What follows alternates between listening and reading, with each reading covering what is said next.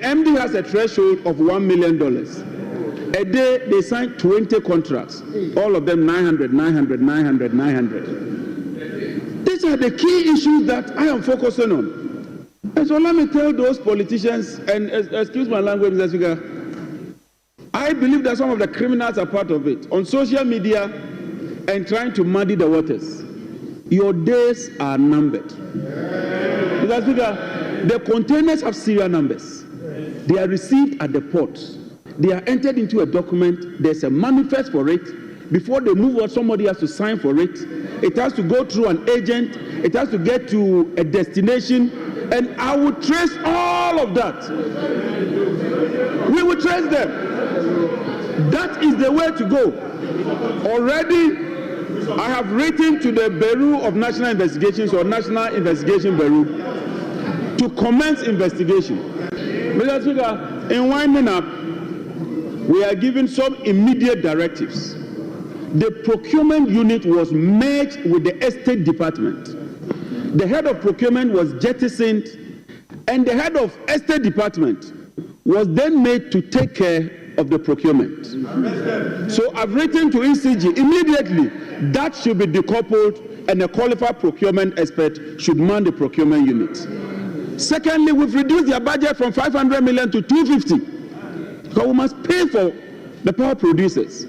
Today, the bill is over 80 billion in the energy sector. Over 80 billion. If we don't do something, this sector would collapse.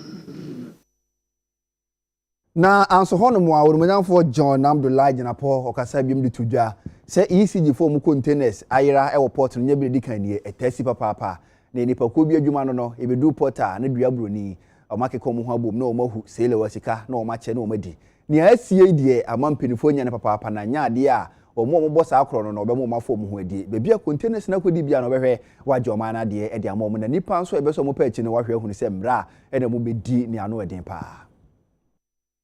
Contrary to the 2,500 figure that was given when we got to the port, 1,300 containers and over could not be accounted for, which means they were missing.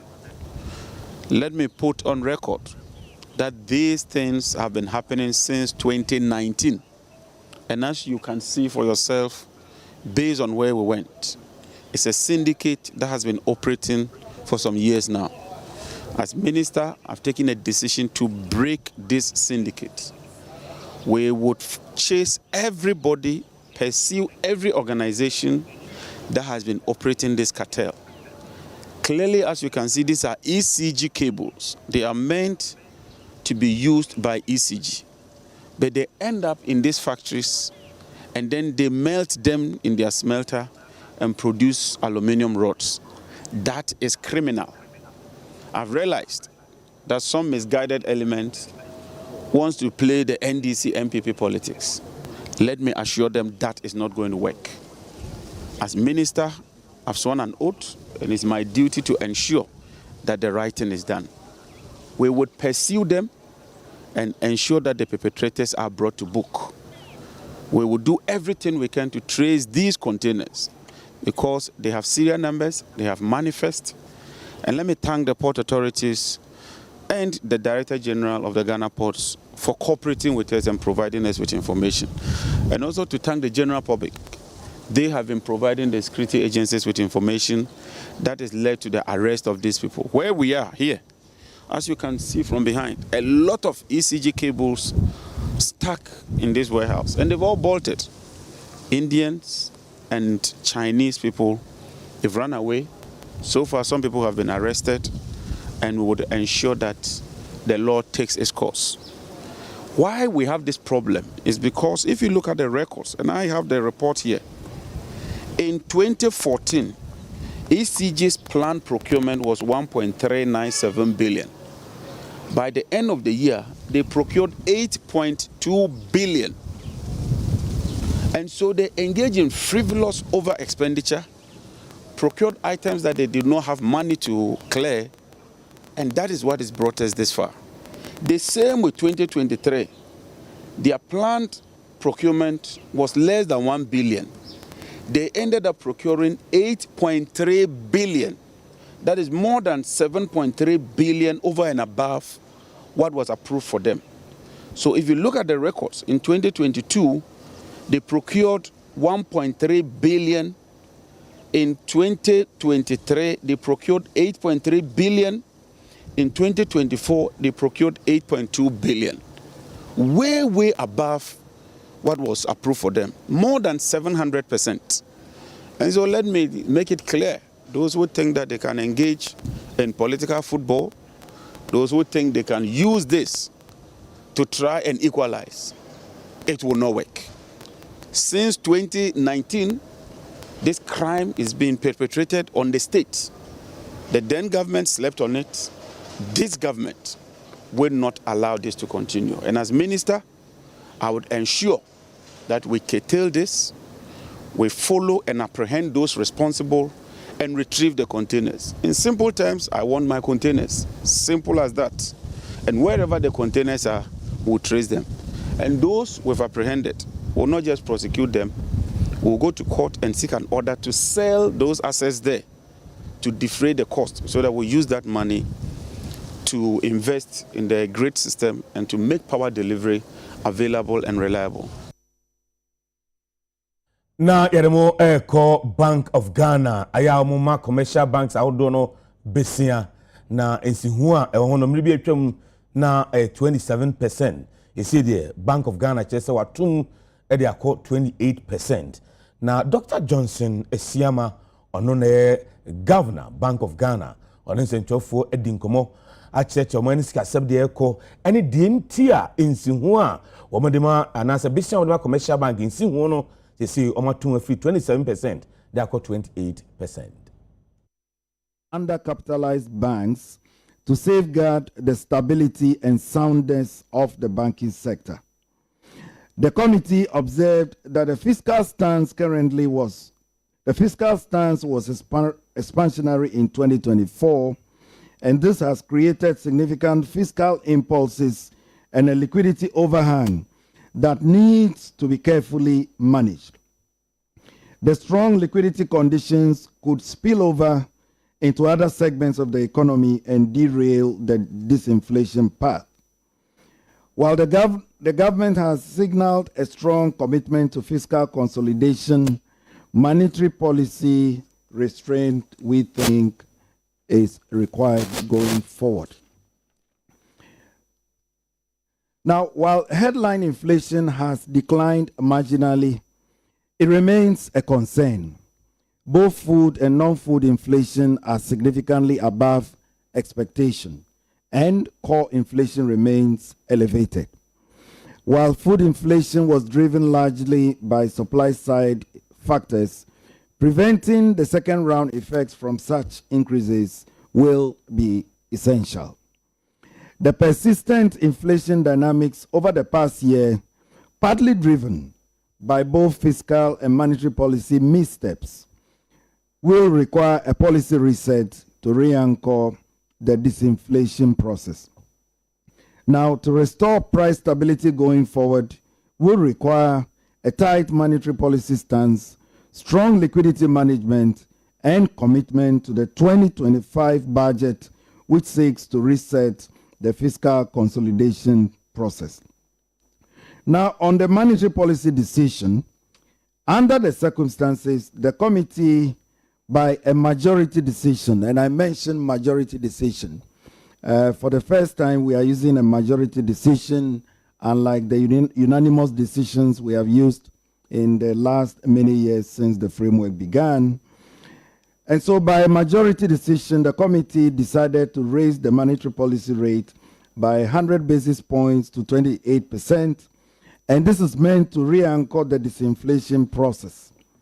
As inflation becomes firmly anchored, and I want to emphasize that, as inflation becomes firmly anchored, as we see the next readings of inflation and we see declines, the committee. Na wotwe mu ni nya ne ntie se okopie mu awa santemante mu adum blue light eja atodwadifo mu niema mu amachese stores aden ehye de otwe ho nwi buburuja enam so ma wosono kokokwa manyoko NPP mpinfo akopie mu ho no mu adwadifo wakɔyɛ wɔ mmoa na sika bɔtene 100,000 Ghana cedis ɛna ɔde aso wɔ n'asene. Na wɔtwe pɛpɛɛpɛ nie na wobɛpie mu ɛwɔ Kumase Adum Railways hɔnom a na nya asɛm ketewa agyaja mpantu bi tɔ hɔnom a agyapadeɛ mpempempempempem ɛna ahye ama adwadifoɔ ɛretwa adwo ɛnam so ama nipakuo ahodoɔ amanyɔfoɔ ɔmbɛpie mu ɛwɔ hɔnom a adwadifoɔ no ɔmokyekyere ɔmo werɛ a na ɔma pesika kakra ɛde aba ɛno ɛna New Patriotic Party NPP National Executives ɛna Ashanti Regional Executives ɔmo bɛpie mu wɔ baabi agya no hyee a wɔn ne adwadifoɔ no ɛtwetwe nkɔmɔ a wɔn ɛhyɛ ɔmo hyɛden na mpanyinfoɔ a wɔn ɛbɛpie mu ɛyɛ General Secretary ɛde ma NPP amanyokuo no Lawyer Justin Frimpong Kodua afei Asante Mantam ateterani ɛde ma NPP amanyokuo no Bernard Ntwibosi akɔ chairman wuntumi ɛna dodoɔ na frɛ no ɛna National Organizer Henry Nana Boakye na mmerɛ General Secretary ɛkasa ɛna wɔkyerɛ sɛ wɔn baayɛ a wɔn kura wɔn nsam 100,000 Ghana cedis ɛde boa adwadifoɔ no afei ɔbɛsa asrɛ aban mpanyinfoɔ sɛ wɔn nhwɛ sɛ adwadifoɔ no ankasa no sene no wɔn si tie no wɔn ankasa ntimi mu ɔmo apata na mmom ɔmo hwɛ sɛ ɔmo bɛyɛ ne yie sɛ de bɛyɛ asa daakye gye tɔ hɔnom a Ghana National Fire Service foɔ ɛbɛtumi abɛdum no ntɛm. ɛnɛ ɛyɛ na ɔtwe pɛpɛpɛpɛpɛ a sɛbi asɛm kɛseɛ ɛto yɛn nuamo a ɔmo wɔ edwa mu ɛwɔ ha NPP party no na yɛ boaboa yɛn ho yɛn sɛ yɛ party mpanyinfoɔ no bi aba a yɛwura ba ɔmo adi ka ba ha yɛn sɛ nipa dodoɔ naa so bɛba ha. Na wohwɛ sɛ deɛ agya no ahye ɛwɔ ha no a ɛboro adwene ne nteaseɛ so na yɛaba ha no sɛ party baako no ɛdi kan yɛsrɛ ne sɛ NDC aba a wɔto so ɔmampani Yɛwura Mahama ɛni sɛ waba ha yɛda no ase deɛ yɛsrɛ ne sɛ sɛdeɛ atɔrɔmkyɛ ɛbisii ɛwɔ Framantam a aban twɛ sika yɛde ma wɔn sɛ yɛmfa nsiesie ne yɛmbɔ wɔn no yɛsrɛ aban sɛ ɔma bi so mmra ha na esika ebetumi aboa ma edwa no ebɛsa apagya biem no na yɛsa mpagya edwa no ɛwɔ ha biem yɛnim sɛ aban kasa wɔ bɛm a ɛyɛ papa nanso so ne ntɛm yɛmpɛ sɛ ɛbɛakɔyɛ na aban ba bɛsi na yɛnyɛ nsi wieyɛ 1 year 2 years 3 years yɛsrɛ aban yɛmmɛ dwadifoɔ naa no ɛnyɛ ɔmo adwuma na ɔmo bɛtena mu yɛwɔ sika bi a yɛmfa mɛ dwadifoɔ no sɛ na NPP party no yɛbaeɛ a yɛkura yɛn nsa 100,000 Ghana cedis a ɛyɛ 1 billion tete sika no yɛsɛ ɔmo mfa nhyɛ aseɛ sɛ nɔɔma pa na ɛbɛtumi ayiyi afiri ha yɛmfa yiyi na afiri ha na party no afei paa na yɛba bɛtena ase na yɛ MPs foɔ party no foɔ yɛasɛ ba bɛdi ɛno na yɛ fundraising yɛde aboa ma adwa no yɛtumi apagya ne ntɛm sɛ ɛbɛyɛ adwadifoɔ no ɛbɛtumi asa akɔm akɔyɛ ɔmo adwuma. TV kaseɛ nhwem kakra yɛayɛ ɛkyɛ sɛ mabunu no bi wɔ man mu a sɛsɛ deɛ nnubɔne ɛna wɔn ɛnum a ɛnya simkum a ebi ɛnum tramadol na ebi nso nom deɛ keka ɛsɛ kra deɛ ɛsɛ foforɔ bi aba a yɛfrɛ no red na ɛsɛ sɛ deɛ mabunu no atu agu so mo ɛnum no ɛha dwene paa wɔnom a ogyina faako na ɔda ɛha dwene nti UTV kaseɛ kɔɔ Bono East mantam no emu na ɛnam sifoɔ hɔ ayɛ nhwɛmu sɛdeɛ Bono East nso no mabunu no ɛnom red no ɛfa Enubone nom ɛyɛ ade baako a ɛha Ghana mabunu papaapa na sisi deɛ yaba bɛtɔmu ɛyɛ red ɛne ɛwɔ nam ayɛ so onim red ɛnya sem kuma dwuma edi Ghana mabunu no ɛnya bi nie kura na UTV kaseɛ yɛ deɛ ni afɛmu a ɛne ebinum atwetwe nkɔmɔ afa saa red yi ɛho red no mo de bai sɛ de bɛyɛ asɛ wo kɔ yaw kɛseɛ mu paa yɛ de bɛba wo ama wo yaw no ano abrase na so mabunu no deɛ ɔmo yusu no kwan foforɔ so yɛ ne kofi a dodoɔ na abɔ ne nsamrane sɛ agenkwa twetwe nkɔmɔ okyerɛ mu sɛ wayɛ deɛ obetumi biada sɛ ready ka wɔn mu biem na so no ogyaye nyai uni red ade kɔkɔ uni red ɛna ma adwuma na me yɛ ne nti me yɛ adwuma kakra na ma ble ɛna me say so mo say red bi wɔ hɔ a wɔnom a ɛnyɛ wɔ hwee bia ma me nkɔnom bi nhwɛ na me nom a me nya ahoɔden nti ma me nom hwɛ ɛno ana di me bra mu oh, me no ma me boost immune system no kama. It means me system no. Me ni pedua na ayeden. Ayeden. Oh, and na me tru ke ka me pa na me honama fa kwa baabi. It means tia me nya bi no mpene ekọ. wontumi yɛ den ɛnyɛ kɛse wo a wodidi paa so wohu sɛ even wo mu kura pagya woyɛ picture work wonam kwan so koraa asɛm bi koraa yɛbɛka kyerɛw na ɛnyɛ asɛm abufu koraa bo nso na wafa no serious na wo bu afu abufu no nso mfa hwee mba red ne deɛ ɛnyɛ ade pa oh ma try nso nyanka me gyae nso ntimi Edwachi yene panyi baako a wɔhwɛ adwemuyade Ebenezer Jesse ɔwɔ Nkranza St Teresa's Hospital edin komo efa red yi ehu. So be no tramadol what they call red 225 250 and stuff ebese na akoma emane wenya akoma yare ne kidney betting asay aharawa betting asay because of surgery no na amanipa no oye obeye bedding ema na busua obeye nipa jenjan mpempem no ombenya adwemu ka yare kakra ebi ni se oba to aduro no mu domu a ontini entrim na ebi mu nso psychosis setting na enyina yebehia bebrebe ono kon ba bien so a different person altogether kana mani nyina emmoa emanipa duanu ka enne kama. Yengo piemu ewa Asante mu kura yefrɛ no Manso Dadease na de hye wo ho kyerɛ mu sɛ mpuntu abo mu sɛ ne adwonso abo akokɔ nti wo srɛ aban ensɛmumwa Onyina owo Manso Dadease ene omanfo ahodo ati kronum nyina kyerɛ sɛ enam sɛ suku eni honti no enei ama esuban a eyesuban bone pa na ekoso ewo mabunu a womwo empotem honum womse obi epesi okosuku a agiso otwa kwantenten bre ema ne hahipoto ne ho ansa no kokoro foforo so akwakonya ade asua eno na aka ho bia makronum emaya ne mabunu no womu dodo na ntimi enkosuku nti enei woso babedu Manso Dadease wa empre wanyinsen kwa na ekosoro eno nso danchen akro no bofitei omu dodo na nso eyebi ne nyina eyesuku a omunya bi enkonti womo friends trofo enhyiamu ewo Manso Dadease no amanse South Mansini no ewo Asante Mantem eno de sansemi etudwa wose yiwe etu nchen a womu ni ayaresabia bia wo ho enti edru baabi a obi timi free mu pass awuo no nanka ebi ayaresabia wo wange betimi asia no nanso nam saji so mutwa kwantenti ansana omonya ayaresenti no obahwe na nipa kro na frim womso edi aban mrem no mepe ayaresabia kuma bi ma wo ma won ho dodo mo benya baabi akwagye ayaresa we de mensra abai Dadease kuro ni ekura edi mu kakara edimi here school ni kuro mu ya fa japade o hapa gold o mfa ne hanmo koko o hanmo edimi sra abai na daworoma ma kamensa ase me ne aboafo aboam kakara nti abai no e me so masene na me so minya school okuro mu e de to so ye yakwan Manso yakwan nye kora ama na nse han Robert haye nti misra abai na sese ye me ni ma ye nyina sabe ne hwenu boni abai wonya adwuma nya sabe ma sori no wo adwuma ya okono tra mo ayedai abe ma sori wo adwuma ya de no fra ni bi wo sori fo okro kwa wo dwale wo pente wo kona adwuma obeba nyime no nsen wo bedware ada ba se ko base mabunu wo krom ni enya adwuma nya aye akohwibra ni akola 16 years 13 years no wonyam